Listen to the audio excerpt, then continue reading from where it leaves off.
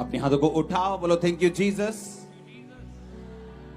कि तूने अपने वचन को भेजा है और मैं कानों को खोलकर इसे सुनूंगा और सेम नहीं होऊंगा।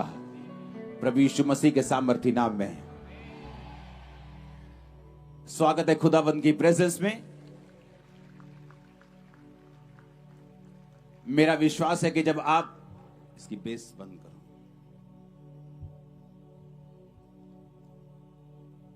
मेरा बिलीव है कि आज जब इन वर्ड्स को आप सुनेंगे आप सेम नहीं होंगे। अपने हाथों को उठाकर एक अंगीकार करो, खुदावन आज जो कुछ मैं सुनूंगा मैं उसे सुनाऊंगा भी। ऊंची आवाज में अंगीकार करो, अपनी आंखों को बंद करके अपने हाथों को उठा के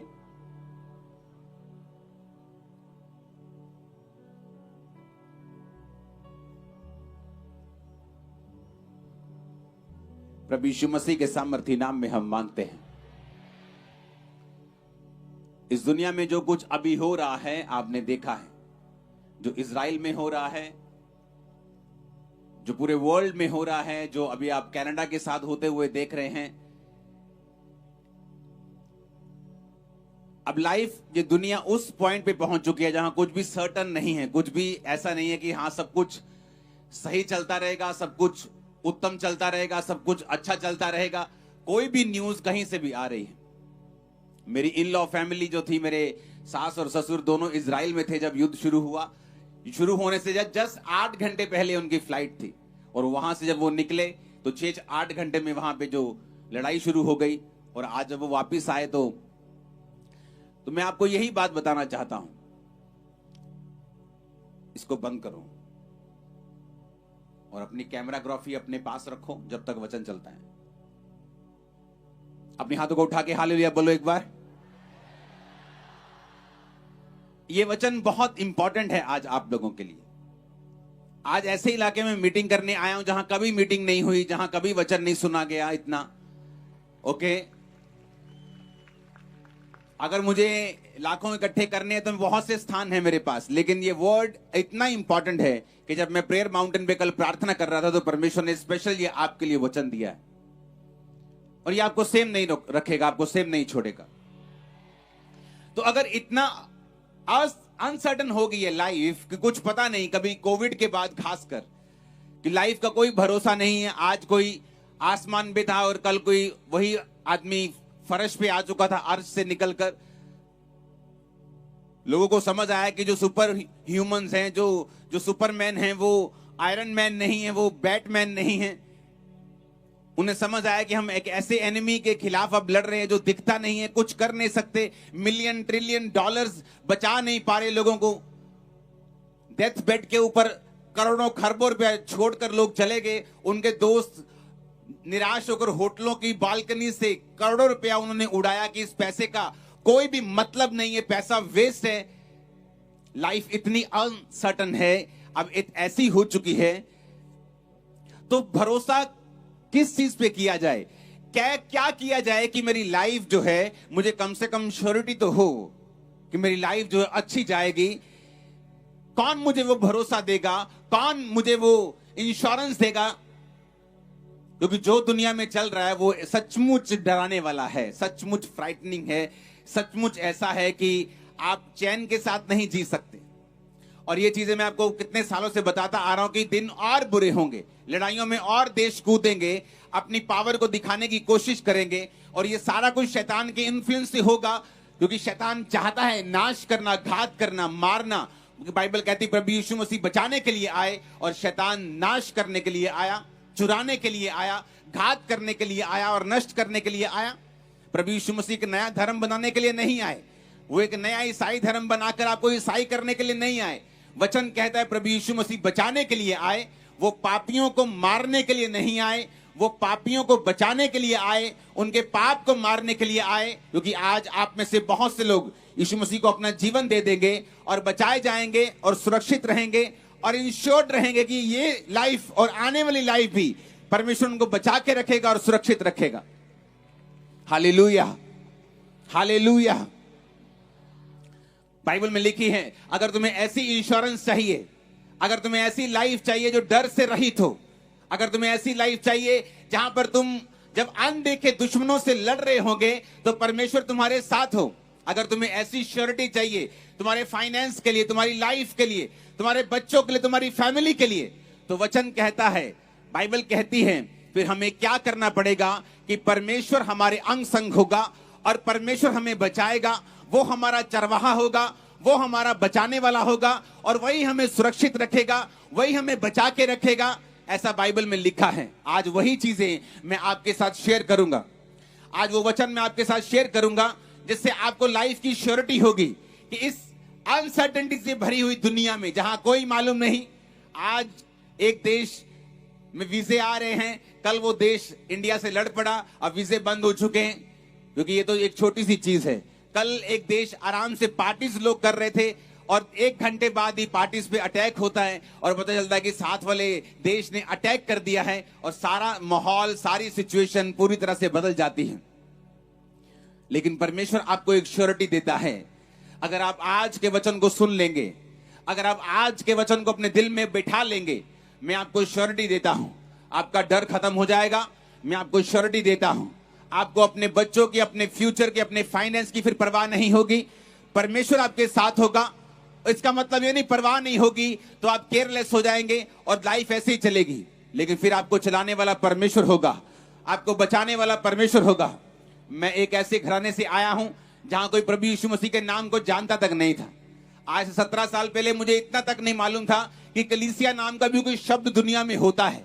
कभी ऐसे घर में कलीसिया लगती है या ऐसे चर्च होती जहां लोग इबादत करते हैं, इतना मालूम होता कि यहाँ क्रॉस लगी है, ये लोग जीसस क्राइस्ट को मानते हैं और ऐसे ऐसे करते हैं। तो जब मैं अपने कॉलेज में जाता था चंडीगढ़, तो ऐसे ऐसे क्रॉस रास्ते में आता तो ऐसे ऐसे कर लेता था एक बार कि ये ईसाइयों का परमेश्वर है, ऐसे ऐसे करते हैं, तो मैं भी ऐसे ऐसे कर लेता हूं।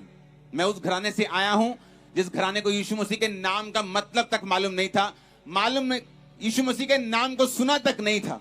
लेकिन जब मेरे दादाजी को कैंसर हुआ, इनकम टैक्स के बहुत बड़े ऑफिसर थे, जब लोग उनके पास प्रार्थना करने के लिए क्रिश्चियन लोग आने लगे तो मैं उनको बोलने लगा कि यहाँ मेरे घर में मत आना, ये हिंदुओं का, सिखों का घर है, अगर तुम आओगे तो हमें परिवर्तित करोगे, हमारा धर्म बदलोगे। अंग्रेज छोड़ के गए धर्म अपना, ताकि आप लोग चले गए अपना धर्म छोड़ के कि अब हम धर्म के चक्कर में लड़ते मरते रहें, तो यहाँ मत आइएगा।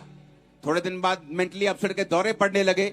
जब दौरे बढ़ गए, जब दवाइयां खत्म हो गई, जब बाबे सब खत्म हो गए, जब सब जगह जाके देख लिया, सुसाइड करने पे आ गया, फिर एक हिंदू कपल, एक जो यीशु मसीह को मानता था, मुझे मिला और बताया कि हमें वही सिस्टर ने भेजा है जो तेरे घरों में आती थी। परमेश्वर की आत्मा ने उससे बात की कि उसी घर में जाओ, और परमेश्वर का आत्मा मुझसे कह रहा है कि उस घर में कोई बचेगा। उन्होंने कहा नहीं नहीं नहीं दीदी, हम वहां नहीं जाने चाहते, वहां कोई मानता नहीं है, उसके बड़े लोग नहीं मानते, उस घर के यंग लोग जो है वो भी नहीं वचन को मानते, हम नहीं जाएंगे उसके घर। वो दीदी बोली नहीं, उस घर में जाओ, क्योंकि परमेश्वर का आत्मा मुझसे कह रहा है कि उस घर में एक रूह बचेगी, तुम जाके सिर्फ प्रीच करो। और आप इमेजिन करो, जब वो उस घर में गए तो मैं उस घर में भी नहीं था।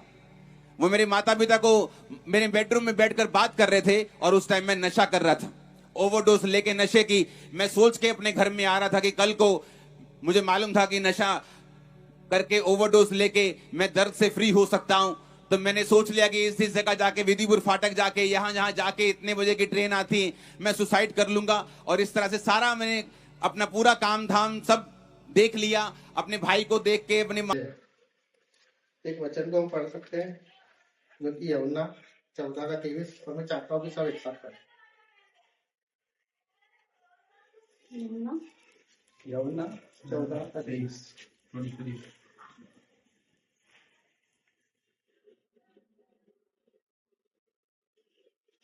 यीशु ने इसको उत्तर दिया, यदि कोई मुझसे प्रेम रखेगा तो वो मेरे वचन को मानेगा, और मेरा पिता उससे प्रेम रखेगा और हम उसके पास आएंगे और उसके साथ वास करेंगे।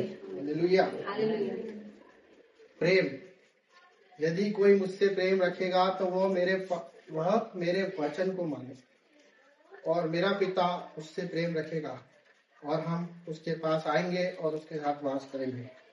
ये एक कमिटमेंट है परमेश्वर का, यीशु मसीह का एक कमिटमेंट है हम सबसे। प्रेम कि यदि तुम मुझसे प्रेम करोगे, तो तुम मेरे वचन को भी मानोगे और मेरा पिता भी तुमसे प्रेम करेगा और हम तुम्हारे साथ वास करेंगे। हम देखेंगे परमेश्वर ने हमको बहुत सारे वादे किए, उसमें से कुछ वादे हम देखेंगे। जैसे उसने हमको करौली के क्रूज में सारी आशीषें दे दी थी। उसने वहां कहते सब कुछ कंप्लीट पूरा हुआ। उसने हमें चंगाई दी। कहते हैं कि यीशु के कोड़े खाने से हम हो गए हैं। धन और महिमा परमेश्वर की ओर से आती है। हम कहते हैं अच्छा घर, अच्छी जिंदगी वो देता है, अच्छी नौकरी, बच्चे, हर एक आशीष प्रभु ने कंप्लीट कर दी। किनके लिए? जो लोग परमेश्वर के पुत्र से प्रेम करते, यीशु मसीह कंप्लीटेड हो गई। फिर आज हम बहुत सी चीजों के लिए प्रार्थना कर रहे हैं। आज भी हम बहुत सी चीजों के लिए सालों से प्रार्थना कर रहे हैं, सालों से। फिर ये वचन प्रभु ने हमको दिया है, तो हमको ध्यान देना है कि कहीं ना कोई हमारे अंदर ही, मेरे अंदर ही कुछ मिस्टेक होगी। क्योंकि परमेश्वर ने तो बोल दिया कि कोई मुझसे प्रेम करेगा तो वो मेरे वचनों में भी चलेगा और मैं उसके साथ वास करूंगा। तो वो जो क्यों है ना, वो हमको खटता है, विशेषकर मुझे, कि वो क्यों वो आशीष हमें नहीं मिलती है, क्यों वो चाबी आज हमें नहीं मिलती, जबकि परमेश्वर ने बोला कि सारी चीज तेरे लिए खोल रखी है, वो चाबी हमारे पास नहीं है, वो लॉक लगा हुआ है। परमेश्वर हम प्रार्थना करते हैं, वो कवर्ड में सब कुछ है, धन, महिमा, आशीष, अच्छी जिंदगी, दीर्घ आयु, अनंत जीवन, हर एक वो चीज, स्वर्ग का द्वार, हर एक बात प्रभु ने उस की को हमारे लिए दे दी थी। आज हम देखेंगे वो प्रतिज्ञा देने के बाद भी वो चाबी हमारे पास नहीं है। मैं आशा करता हूँ कि परमेश्वर आज इस वचन के द्वारा वो की हमको मिल जाए, हमारे सवालों का जवाब मिल जाए, और हम वो दुनिया की तरह न रहे और हम परमेश्वर के प्रेम को जान लें। पर उससे पहले हमें अपने आप से कुछ बातें करनी है, क्योंकि जरूरी है कि वचन की तरफ ध्यान दें, अपने आप को जांचे। क्या केवल यीशु का नाम लेना ही सब कुछ होता है? कि सिर्फ हम यीशु का नाम ले रहे हैं और लेते जा रहे हैं और हम कह रहे हैं हम मसीह में हैं? तो हमको जानना है कि उसके लिए हम जीते भी हैं, पहला। दूसरा हमें देखना है कि मसीह का प्रेम मुझ में दिखता है कि नहीं दिखता है। तीसरा हमको देखना है क्या मेरे शब्दों से मसीह को महिमा मिलती है कि नहीं। कि मैं उससे सिर्फ प्रेम करता हूं तो ये शब्दों से करता हूं कि हाँ प्रभु आपसे बहुत प्यार करता हूं, पर मेरी सोच तो प्यार ही नहीं करती। और हमको ये देखना पड़ेगा कि जब हम आईना देखते हैं, अपने भीतर देखते हैं, तो हम उसको दिखाई देते हैं कि नहीं, हमारे हृदय में वो दिखता है कि नहीं दिखता है। तो कुछ वचनों को हम देखेंगे, क्योंकि ये सब चीजें इसलिए है क्योंकि परमेश्वर ने हमसे प्रेम किया। उसने वचन बोला कि जो मुझसे प्रेम करता है वो मेरे वचन को भी मानेगा, मेरा पिता भी उससे प्रेम करेगा। प्रेम ऐसी चीज होती है जो हर एक चीज दे देती है, निस्वार्थ। मेरा बर्थडे था, मेरे भाई बहनों ने मुझे सब कुछ दिया, दिल खोल के प्रेम से दिया, है ना। वो प्रेम जो वापस नहीं लेता है। तो परमेश्वर ने सारी आशीष दे दी, फिर हमको क्यों नहीं मिल रही? तो हम भजन संहिता 118 उसका 8वां वचन पढ़ते हैं। भजन संहिता 18 का 8। यहोवा की शरण लेनी मनुष्य पर भरोसा रखने से उत्तम है। हालेलुया।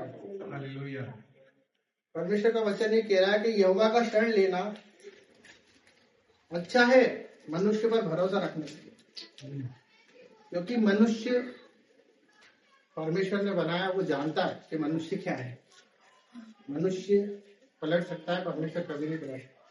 तो वो ये कहता है कि हम उसके जीवन में, उसके शरण में रहते हैं कि जब हमें कुछ भी चीज की नीड्स होती है, कुछ भी चीज की हमको, तब तुरंत मनुष्य की शरण में चले जाते हैं, मनुष्य पर भरोसा कर लेते हैं कि ये हमारे लिए करेगा। परमेश्वर तो न जाने कब करे, पर हम पहले उससे बात कर ले, इससे बात कर ले, उससे परमेश्वर से हम बात नहीं करते।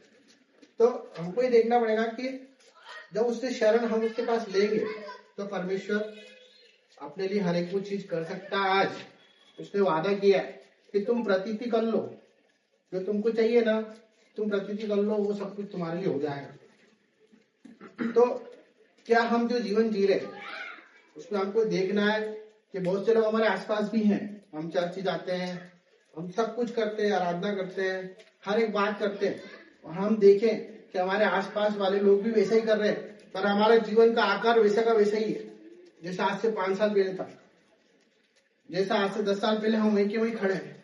हम किसी चीज के लिए दुआ कर रहे हैं, वो दुआ हमारी हो ही नहीं रही, तो हमें पता लगेगा कि हम क्या मालूम किसी मनुष्य के अधीन तो नहीं है, कहीं ऐसा तो नहीं हम किसी पर्टिकुलर सब्जेक्ट के ऊपर टिक गए, क्योंकि परमेश्वर तो देने के लिए बैठा है। जब उसने बोला कि सब कुछ मैं दे दूंगा, तो देने के लिए बैठा है, फिर भी हम लोग आते हैं, अपना सब कुछ करते हैं, तो वहां पे हमको जांचना है कि हम सच में यीशु मसीह के लिए आए कि नहीं।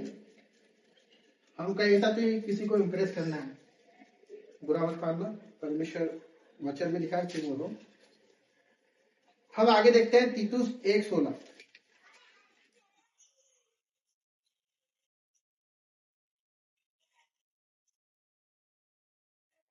वे कहते हैं कि हम परमेश्वर को जानते हैं, पर अपने कामों से इसका इनकार करते हैं, क्योंकि वे घृणित और आज्ञा न मानने वाले हैं और किसी अच्छे काम के योग्य नहीं। हालेलुया। परमेश्वर का वचन ये कह रहा है कि हम परमेश्वर को तो जानते हैं, पर उसके कामों को करते कि नहीं करते। वचन तो हमने सुन लिया, वचन में लिखा है कि अगर तेरे पास 2 रोटी है तो एक जाके दे क्या, तेरे पास 2 कपड़े हैं तो दूसरा दे दे। अगर तेरे पास जो भी है ना, तेरी कुवत नहीं है भाई, वो मैंने दे रखा है, सांस ही चल रही है ना, ये मेरी है, तेरी नहीं है। मैंने किसी पर्पज से तुझे भेजा है, इसलिए भेजा है। पड़ोसी भी वैसे ही करता है, जो मनुष्य जो मूर्ति पूजा करता है, हर एक वो चीज करता है, गंदे काम करता है, वो भी वही करता है, सेम है। हमें उसमें क्या अंतर हो गया? जब उसने बोला है कि तुम मेरे वचन को सुन ले, तो पड़ोसी भी हम बिठा लेंगे ना, भी सुन लेगा, वो सुन लेगा आके, बोले हाँ मैं भी जानता हूँ यीशु मसीह को, मैं प्रार्थना में जाता हूँ। प्रार्थना में जाने से और वचन पढ़ने से सब कुछ होता है, पर उसके साथ उसके कार्य भी करने पड़ते हैं। कोई गरीब है, कोई दुखियारी है, कोई परेशान है, किसी का कोई नहीं, किसी का पति चले गया, उसका कोई नहीं है, किसी का बाप पिलस रहा, किसी का भाई तड़प रहा, वो हमारा ही भाई है। उसका एक उदाहरण है जो कि हम वचन से देखेंगे, लूका 10 उसका 35 वर्ष है।